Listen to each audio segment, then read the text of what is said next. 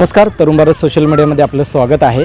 नवरात्र उत्सवानिमित्त भाजपचे आमदार गोपीचंद पडळकर यांच्या वाढदिवसाचे औचित्य साधून सांगलीमध्ये 7 ऑक्टोबर रोजी सायंकाळी 5 वाजता खेळ पैठणीचा आणि होम मिनिस्टर हे विविध कार्यक्रम आयोजित केलेले आहेत। तर आपल्यासोबत बोलण्यासाठी कार्यक्रमाचे संयोजक आहेत शिवाजी उर्फ पप्पू डोंगरे, त्यांच्याशीच आपण बातचीत करूया। मामा, कशा पद्धतीचा हा कार्यक्रम असणार? उद्या संध्याकाळी 5 वाजता प्रथमतः सगळ्या सांगली शहरातील महिला येणार आहेत, त्यांचं आम्ही स्वागत इथं करतोय।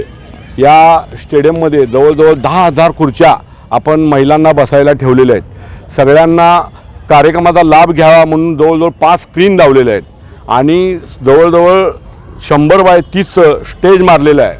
आणि या कार्यक्रमाचा लाभ घेण्यासाठी माझ्या माता भगिनी जे येणार आहेत, बघायला येणार आहेत, त्यांना 14 ॲक्टिवा पैठणीच्या कार्यक्रमानिमित्त बक्षीस ठेवलेले आहेत कुपनद्वारे।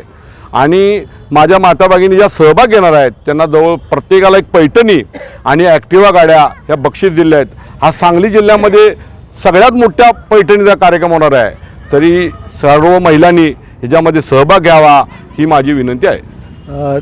नक्कीच सांगलीमध्ये हा पहिल्यांदा असा कार्यक्रम होतो की जेणेकरून महिलांसाठी इतके मोठे बक्षिसं ठेवण्यात आले आहे। मामा, ही संकल्पना कशी काय सुचली? सांगली शहरामधील सर्व कार्यक्रम होतात, पण महिलांसाठी काय कार्यक्रम होत नाही। मग आमच्या सगळ्या मित्रमंडळींनी तर ठरलं की येणाऱ्या नवरात्रीमध्ये आपण महिलांना की एक खेळ पैठणीचा त्यांचं जे गुण आहे त्यांच्यातले दाखवण्यासाठी त्यांना घरातून बाहेर पडून महिलांनी हे खेळ पैठणीचा भाग घ्यावा, ह्यासाठी आमचं ठरलं होतं की महिलांना काहीतर सांगली शहरातल्या महिलांना हे कार्यक्रम द्यायचा असं आमचं नियोजन ठरलं होतं। तर हे होते पप्पू डोंगरे।